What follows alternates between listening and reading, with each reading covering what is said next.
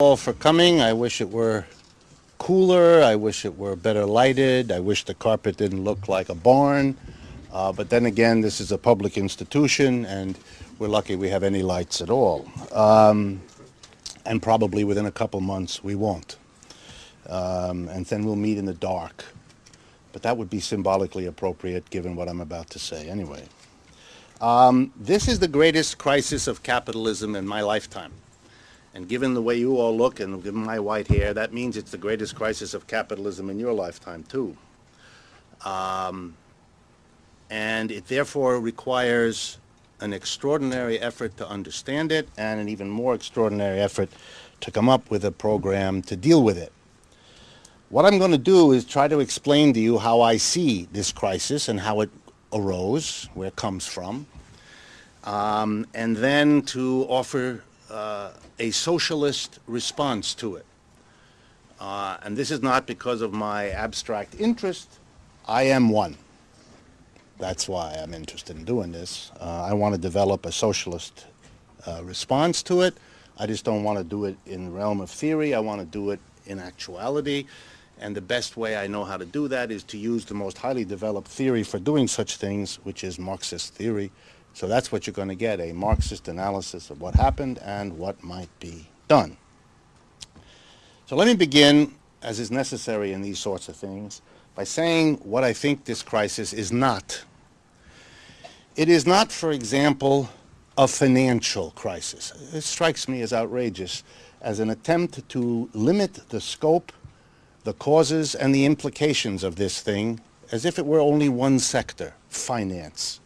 That strikes me as the equivalent of thinking that a serious pain somewhere in your body should not be investigated as to whether or not it has something to do with the system of your bodily functions that happens to show up here or there.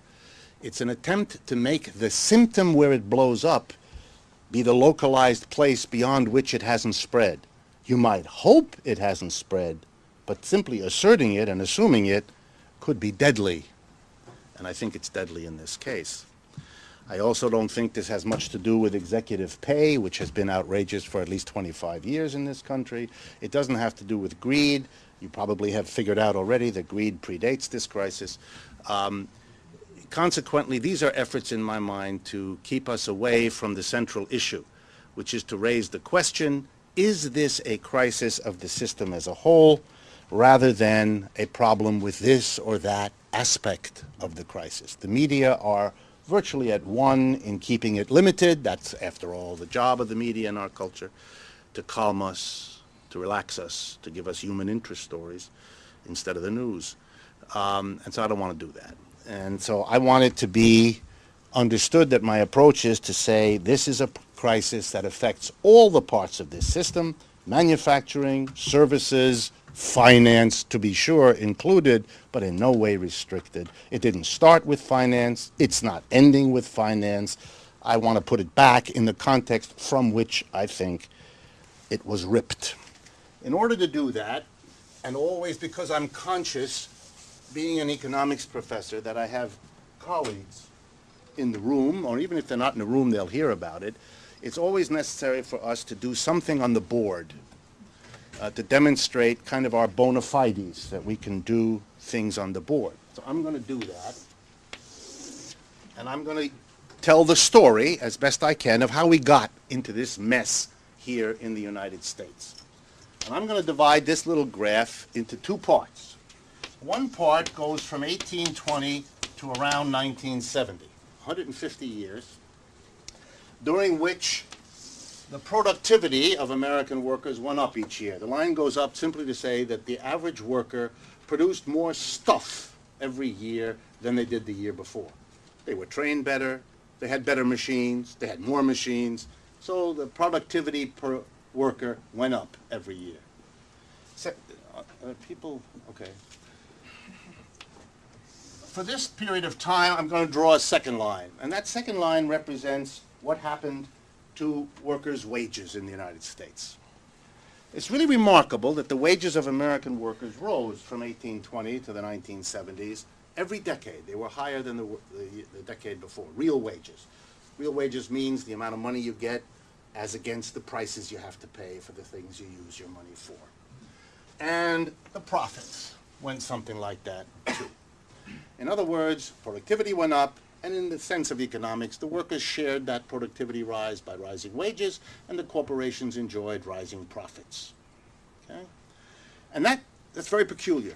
There may not be any other capitalist country that had 150 years of that experience. It certainly gave the American working class the idea, and you'll see the relevance of this in a couple of minutes, gave the working class the idea that the United States was really special. Here's a place where year after year you do better. Your children will do better than you did, and your grandchildren will do still better, and there's something awfully special. Some people called it the exceptional America. And, you know, being Americans, the major explanation for this required looking up. He likes us better than he likes other people, something that's been reaffirmed, as you know, many times. George Bush said it too. Sarah Palin said it the other night, so it's well known. There are other arguments given. You know, we have virgin land, you know, untouched land, as long as you forget the people who were touching it before, things like that. Nonetheless, there is this hard, powerful reality that the American working class enjoyed 150 years of rising consumption. It's therefore not surprising that a working class that enjoys rising consumption for 150 years would choose to define its own self-worth, measure its own success in life according to the standard of consumption. That's safe. That's going up. Safe thing to measure yourself in. So Americans began to think of themselves as successful if they lived in the right neighborhood, drove the right car, wore the right outfit, had the right vacation in the right part of Europe, etc. Americans became wedded to consumption in a way that other working classes in the world hadn't, probably still haven't. It's not an accident that in the United States, the industry we call advertising rose first and developed further than anywhere else.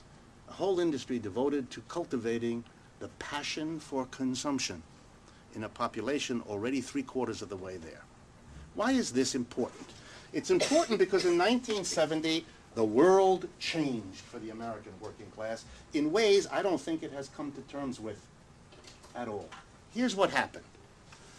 The middle line, the real wages, stopped going up. They go like this, sort of, tending down a little bit.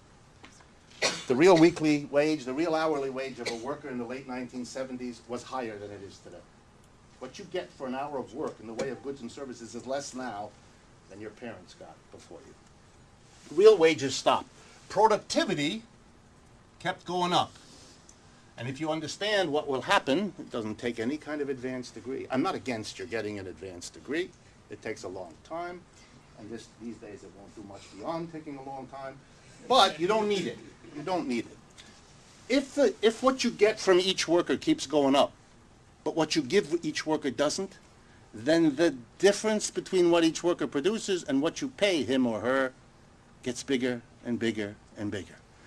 This difference here gets bigger and bigger and bigger. The difference between what you get from each worker and what you pay him becomes unbelievable. The last 30 years, roughly since 1970-75, has been an unbelievable time in America. And it begins with the leveling out of wages. A 150-year history is over. And the American people are beginning slowly to sense that the consumption joy is finished. Let's look at why that happened. In the 1970s, a number of factors came together to make that possible. First, the recovery of the defeated World War II competitors, Europe, Japan, meant that American businesses faced competition. And competition from people who had developed their economies after the war with the idea that the only way to succeed was to beat the Americans who dominated everything from 1945 to 75. So if you're going to make it, you have to produce what America produces better or cheaper or best of all, both. And so we all drive Japanese cars. Summary, right? Or if we don't do that, we drive European cars. Perfect example, though that was the major industry in the United States, automobiles, and they went to work to replace us, and they've succeeded. So Americans' businesses reacted in part by leaving the United States, looking to find cheap places of producing somewhere else. That meant Americans lost their job, and so they began to work for less money. The wages start going down. Second, if American company couldn't find cheap labor abroad, there was the alternative. Bring the cheap labor here. And we explode our immigration to bring desperately poor people here to lower the wages. We have a women's liberation movement that takes thousands, millions of American women who worked in the house and they look for a job. You get the picture. A whole lot of factors came together, and I haven't exhausted them all, to make wages go down in the United States. Stagnate or go down. Productivity keeps going up. We know that it goes up because the last 30 years are the implantation of the computer, making it possible for each worker with benefit of computer to do much more than they could have done without one. Productivity rises, wages are flat. The difference is what the employer gets. The last 30 years have been a fantasy, as you're going to see, of employers' dreams come true. An unbelievable time in which the wages stay flat, but each year that you're paying the worker the same, you get more and more stuff to sell. Employers' profits go wild, and all the people who get their fingers on employers' profits, the professionals who sing the songs they like to hear, the shareholders who get a piece of the action of each company's profits, they're the ones who have a bonanza in the last 30 years. Fantastic time. The only thing more profitable than simply making the money off the worker whose wages are flat while he produces more are all the people who handle this exploding bundle of profits, who package it and repackage it and finance it and lend it and borrow it and invent new mechanisms. That's called the finance industry. Of course they went crazy. Every finance company, every bank, new kinds of banks, all kinds of banks, stumble all over themselves to get a hold of this. This immense pot of profits also made everybody else who could get their hands on it grab it before it disappeared. Executive salaries went nuts in the United States in the last 30 years. I understand from many Americans they've only discovered this fact in the last 30 days and are outraged by it, but it's 30 years old. It means the population was sleeping. Or maybe it just didn't matter. So long as you were getting your situation, who cares if they got 30, 60, 70, 80, 100, 200 million, what difference does it make? There's so much profit that we can all be at the trough. Capitalism always goes wild. We always have bubbles and booms under these circumstances. We open a new continent for capitalism, it goes crazy. It has a new invention, it goes crazy. The railroads did it, the electricity did it, nuclear energy did it. Whenever there's an opportunity like this, for whatever reason, capitalist competition produces a bubble that bursts. If you don't want a bubble that bursts, you got a problem with a system, because it has done it over and over again. What did the working class do? I'm more interested in that, being a socialist. What did the working class in America do? It had a problem. What was the problem? No rising wages. For a population committed to measuring each person's success by the amount of consumption they could afford. Measuring your meaningfulness in life, your standing, your prestige. Everything about you is measured in terms of consumption. What car, what neighborhood, what mall, etc. What happens to a population for 150 years that experiences rising consumption when the means they had always had to achieve it, rising wages, stop? Well, they can go through a trauma right then and there. We can't anymore. It's over. Most people don't do that. They found other ways. And two in particular I want to draw to your attention because of their effects. One, Americans undertook more work. That is, people took a second or a third job. The number of hours per year worked by the average worker has risen about 20% since the 1970s. By comparison, in Germany, France, and Italy, for example, the number of hours worked per year per worker has dropped 20%. That's a stunning difference. American workers began to work to a level of exhaustion. Secondly, they sent more family members out to work. Women particularly went out to work. Retirees went back to work, and teenagers learned to love a job sooner than they had before. We got more people working. Did that solve the problem of American workers' rising consumption? No, because it turned out that there were all kinds of costs associated to the fundamental exhaustion of the American worker and her family. The woman who goes out to work needs an outfit. In our society, she probably needs another car. The children who come back to work have all kinds of, who go out to work have all kinds of needs that they discover out there in the world of work. And the family begins to fall apart in America. And that causes all kinds of other expenses, daycare expenses, psychotherapy expenses, attempts to cope. We consume more drugs, legal and illegal, than any other population in the world. We have the highest rate of divorce. These are all signs of a household that is blowing apart. And so the costs neutralize the income. So it couldn't solve the problem of rising consumption. So they had to do the second great thing. The American working class began and went on the greatest binge of borrowing in the history of any working class in any country at any time, period. Stunning. And this created, for those who had made the profit, an even greater opportunity than flat wages had given them. The business community began to realize that they had a double whammy here going. A fantastic double opportunity. They could get the profits from flat wages and rising productivity, and then they could turn to the working class traumatized by an inability to have more consumption and make available to them the means for consuming more when you can't earn the money to pay for it. You borrow it. And so the profit earners lent the money to the workers to enable the workers to consume more, not by paying them rising wages, the previous 150 years, but by lending to them. Now try to think of yourself as an employer. Some of you are hoping, I'm sure, to get to that point, some point in your life. Here's a chance to jump forward and enjoy it beforehand, especially if you don't get there. You are now, let's get it from the employer point of view, you are now going to, instead of paying your worker a wage, you're going to lend him or her the money so that they have to pay it back to you with interest.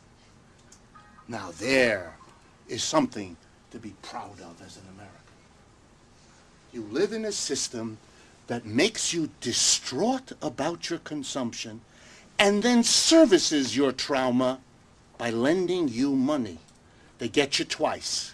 They stop paying you wages and they substitute a loan for a wage. And you know, the American working class was a great borrower. The richest working class on earth. The American working class had accumulated collateral. It's the best thing your lender could want. Americans own their own homes. So you could lend to them in a way that no other working class could ever borrow, because they had no collateral. The American working class was the richest working class you could have chose to lend to. This is a real bonanza, a whole new continent of making money. Lend to the worker. So that the financial enterprises, reeling from the profit of rising productivity with flat wages, got even more excited, if it's possible, by the unending vistas of lending money to a working class. And they did. And it solved the problems. For a while, they could pay workers less and less, flat. And instead of that making the usual problem for capitalism, you know, capitalism's contradictions are legendary. Even if the legend is a little rusty for many of you, it's legendary, right? Every capitalist has an incentive to push the wages down. The collectivity of capitalists then complains, because if the wages have been successfully pushed down by each one, then the workers don't have enough to buy the crap. Oh, gee, well, we got to give them more wages so they can buy the crap. Yeah, but if we give them more wages, the profits go down, and then we don't want to play anymore. But this is a problem. This is a problem. But don't worry about it. All of that works out. Capitalism is an engine of efficiency, profitability, prosperity, and economic growth. We all know that. So in this system, we produced magic. Workers who could consume ever more, profit that was falling out of every house, every category. It really was fantastic for 20 years. The mid-'80s to now was fantastic. Every problem seemed solved. Underneath the beauty, workers who were completely exhausted, whose family life was so disastrous that the Republican politicians who pushed all of this could stay in power by positioning themselves as the champions of those families that had fallen apart because of what the Republicans did. But the Republicans were the ones who wanted to bring you back to the little old town and the nice church and happy mommy. They were the ones to protect you against the consequences of what they had done. That's a smart political move. That's right. That's really brilliant. You make the changes that collapse the family and present yourself as the champion of the good old family that's falling apart, and you point at the Democrats as the ones who somehow bear the responsibility. It's a genius of Republican politics. But we have an exhausted working class, can't work anymore, and we now have an anxiety-ridden working class because their debts are unsustainable. Unsustainable. The combination of advertising and all this history made people borrow who couldn't pay it back. That could have been foreseen. It's nothing new. And with you put together the desperation of the American working class given that history, and the efforts of the finance industry to scrounge out every conceivable borrower, the idea that you would lend money to people who couldn't pay it back, that's not a tough call. But the system was premised that that wouldn't happen. And so when it did, nobody was prepared. The banks who had financed it, the clever new instruments, whether they were derivatives or mortgage-backed securities or collateralized debt obligations or credit default swaps or any of the mechanisms that were invented, they all depended in the end on the ability of these endless loans to be repaid. And of course, that didn't happen. But it didn't happen because banks were crooked. Were they crooked? Of course they were. They're always crooked. It's only a question of degree. And in this Wild West scenario, they were a bit more crooked than usual. When the banks made their loans, they got credit ratings. Some of you know about this. A AAA rating, Moody's, Standard & Poor's, Fitch's, the three big companies. So the banks went to them and said, we'd like you to do an objective study of this security and then give it a AAA rating, which they all complied. They did. And so they were able to market it to people who thought it was secure when it wasn't. That's not new. These people have all been around the block. That's a typical problem. The discovery by the press that there's been corruption in the air is crazy.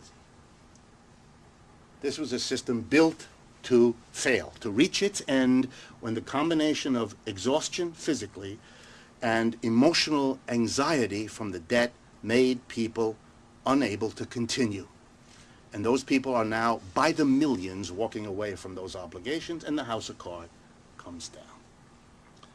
Part two. That's part one. Part two. What do you do about this situation as it implodes around us? I don't know what the market is today, but at 2:30 when I walked into my last class, I got a telephone call that the stock market was down another 300 points, so I don't know. Still? Okay. So the big bounce that was expected for today was exactly as robust as all the other predictions about what would happen after all the other little bailouts before this last big one. What is going to happen? Well, there are three kinds of ways of dealing with this, and I'll stop with that. One is conservative, one is the liberal, at least what we call liberal in this society, and one is a socialist alternative I'd like to present for you to think about. The conservatives these days are in a tough spot. It's hard for them, and I want to be honest with you, I'm enjoying it immensely. I do. I don't want to pretend otherwise. The story of how markets and private enterprise interact in such a way as to produce wonderful outcomes is, even for them these days, a cause for gagging.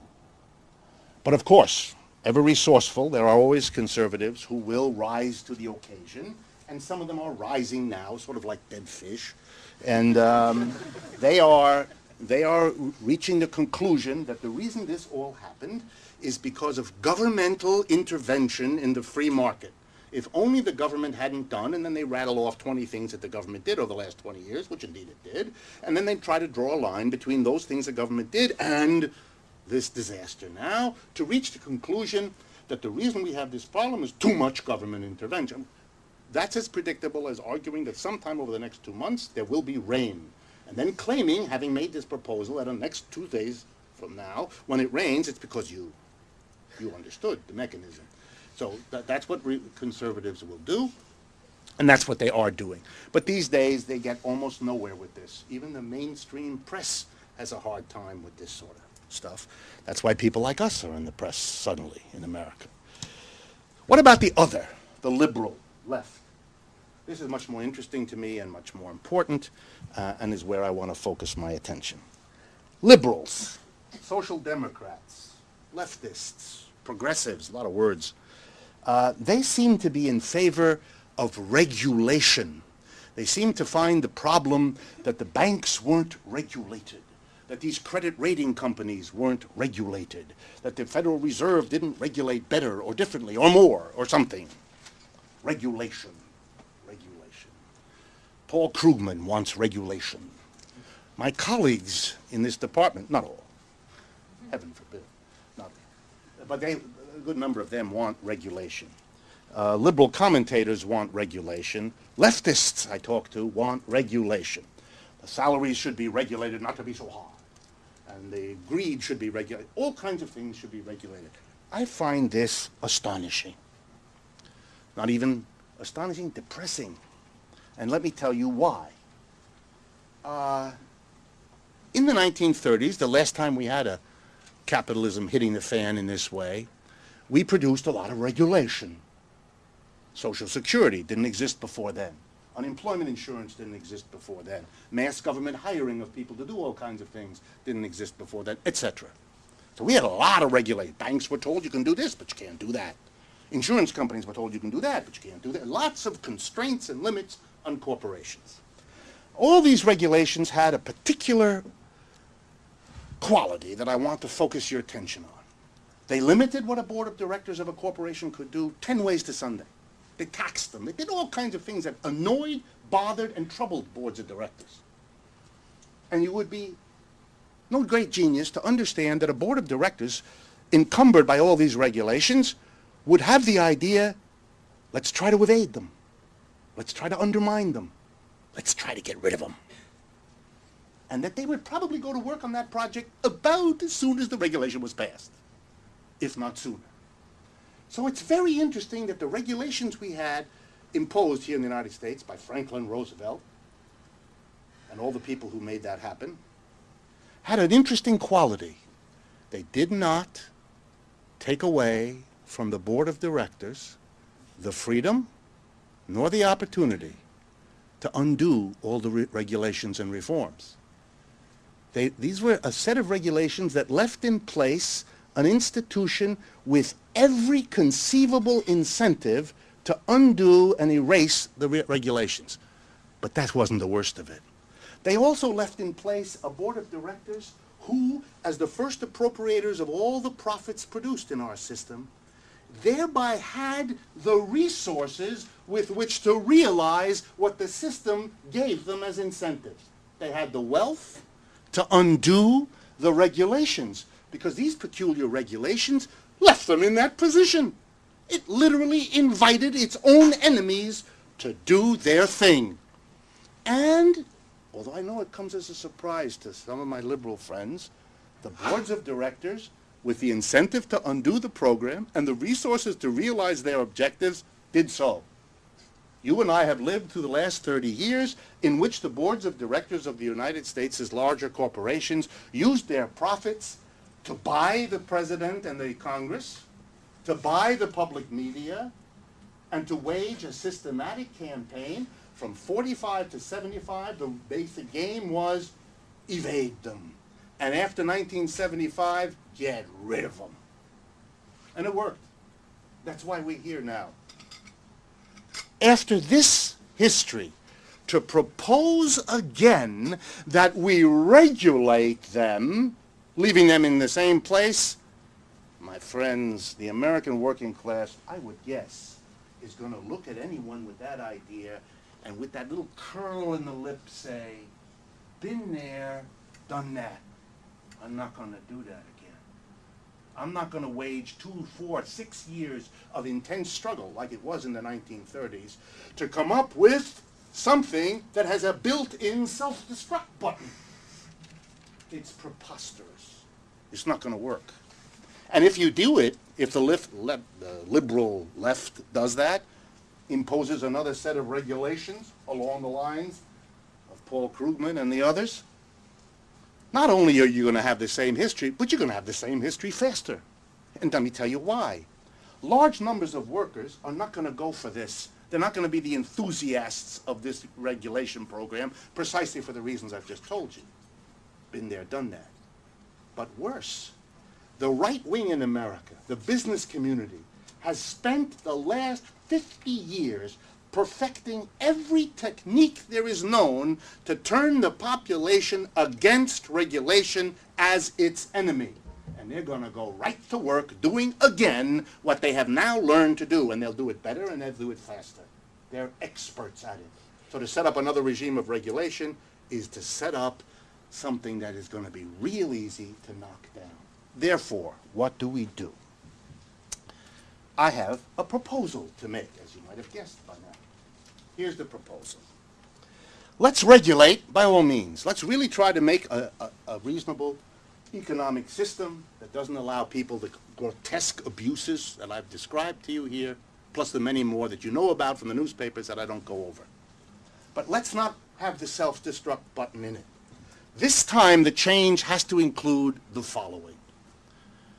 The people in every enterprise who do the work of that enterprise will become collectively their own board of directors. For the first time in American history, we will make the people who depend on the survival of those regulations, whose quality of life, whose chances for a future depend on a society not allowing this to happen again, will be in the position of having those resources and making sure, that is the profits of their own work, make sure that those are not utilized by some board of directors elected by and responsible to shareholders doing what we know they'll do because we've seen them do it in the last 50 years. Now let me conclude by packaging what I just said, which might come as a bit of a shock to some of you, in the language that makes it easier for Americans to digest. Okay, here we go. This proposal democratizes the enterprise. That must be good, right? I use democracy. It must be good. It must be. Everybody believes in that, like motherhood and apple pie. In what sense? Well, it says that the people who work in an enterprise, kind of the front line of those who have to live with what it does, where it goes, how it uses its wealth, they should be the people who have influence over the decisions. So let's do that. That's democracy. Maybe we could even extend this argument. We could say that the democracy in our political life, which, you know, leaves a little to be desired, you know, some people call it a formal democracy that isn't real. Maybe the problem has been all along that you can't have a real democracy politically if you don't have a real democracy economically underpinning it. If the workers are not in charge of their own lives 5 days a week, 9 to 5, the basic time of their life, then how much aptitude and how much of an appetite are they going to have to control the political life when they're not too exhausted on a Saturday to go to a meeting? Maybe we need the democracy of economics, not just to prevent regulations from being undone, but also in order to realize the objective, the political goals of a democracy. Another way to put this, if workers were to be their own collective board of directors, then a job description would be different. And I thought I'd conclude with an example, one that I use a lot, which I owe to a graduate student named Kenny Levin, who wrote this dissertation for Steve and me. It goes like this, and it's based on a company, on many companies in the Silicon Valley in California there, that strip between San Francisco and San Jose. Every year, engineers quit their jobs in big companies like Oracle Systems or IBM or those others. They quit their job, and they hate the job. They hate the job because some idiot supervisor tells them what to do. These are software engineers. They have to come to work in a tie and a jacket, which they hate. They have to go and sit in a stuffy office. They don't want to do any of that. They say it stifles their creativity, and above all, it makes them very unhappy. They want to go and live and work differently. So they quit their job. And together with other people who feel the same way, they each carry their little laptop to Harry's garage. Harry's wonderful. Harry's garage.